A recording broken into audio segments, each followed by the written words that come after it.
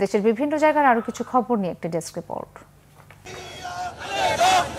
রাষ্ট্র কাঠামো মেরামতের ৩১ দফা বাস্তবায়নের লক্ষ্যে রাজধানীতে লিফলেট বিতরণ করেছে ঢাকা মহানগর উত্তর বিএনপির সাবেক আহ্বায়ক সাইফুল আলম নীরব। ঢাকা ১২ আসনের শেরে বাংলা, তেজগাঁ, শিল্পাঞ্চল ও হাতিরঝিল এলাকায় এই কর্মসূচি পালন করা হয়। বিএনপির ভারপ্রাপ্ত চেয়ারম্যান তারেক রহমানের নির্দেশে দলের কেন্দ্রীয় নির্বাহী কমিটির প্রচার সম্পাদক সুলতান সালাউদ্দিন টুকুর পক্ষ থেকে গাছের চারা ও চকলেট বিতরণ করা হয়েছে। টাঙ্গাইল সদর উপজেলা পৌর এলাকায় এ কর্মসূচি পালন করা হয়। সাতক্ষীরায়ও বিএনপির ৩১ দফা বাস্তবায়নের লক্ষ্যে লিফলেট বিতরণ করা হয়েছে। প্রধান অতিথি ছিলেন জেলা বিএনপির যুগ্ম আহ্বায়ক ও সাবেক পৌর মেয়র তাসকিন আহমেদ চিস্তি। একই দাবিতে লিফলেট বিতরণ করেছে জয়পুরহাট ২ আসনের সাবেক সংসদ সদস্য গোলাম মোস্তফা।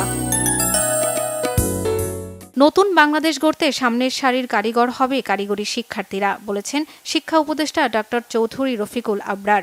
দুপুরে নারায়ণগঞ্জের এক অনুষ্ঠানে যোগ দিয়ে তিনি কথা বলেন। পার্বত্য চট্টগ্রাম বিষয়ক মন্ত্রণালয়ের উপদেষ্টা সুপ্রদীপ চাকমা ও যুগ্ম সচিব কঙ্কন চাকমার বিরুদ্ধে খাদ্যশস্য বিতরণে অনিয়মের অভিযোগ তুলে খাগড়াছড়ি ত্রিপুরা মারমা সচেতন সমাজের ব্যানারে সংবাদ সম্মেলন হয়েছে। ৭ দিনের মধ্যে অভিযুক্তদের অপসারণের দাবি জানান বক্তারা। বাগেরহাটের মোল্লাহাট উপজেলায় যুবদলের ভারপ্রাপ্ত সদস্য সচিব হিসেবে লায়ন মোহাম্মদ জিয়াউর রহমানকে দায়িত্ব দেয়ায় আনন্দ মিছিল করেছে জেলা যুবদল। পরে সংক্ষিপ্ত আলোচনা সভা করেন দলের নেতাকর্মীরা। দারুল ইহসান ট্রাস্টের সব সম্পত্তি বুঝিয়ে দিতে প্রশাসনের হস্তক্ষেপ চেয়ে সংবাদ সম্মেলন করেছে নিজের বৈধ দাবি করা ট্রাস্টি বোর্ডের সদস্যরা। দুপুরে আশুলিয়ার শ্রীপুরে প্রতিষ্ঠানটির সদস্যরা ঘণ্টাব্যাপী কর্মসূচি পালন করেন।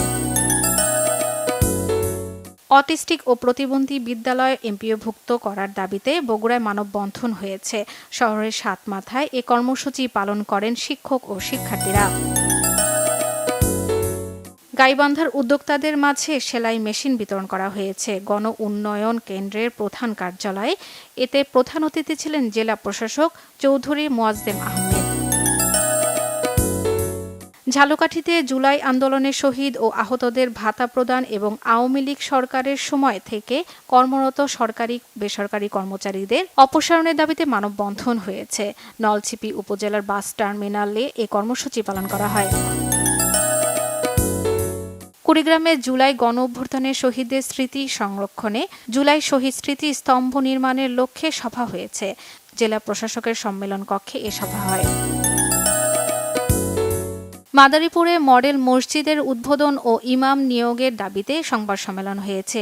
জেলা সদর জামে মডেল মসজিদে এ সংবাদ সম্মেলন হয়। শর্মিলা কেয়া, বাংলা ভিশন নিউজ ডেস্ক।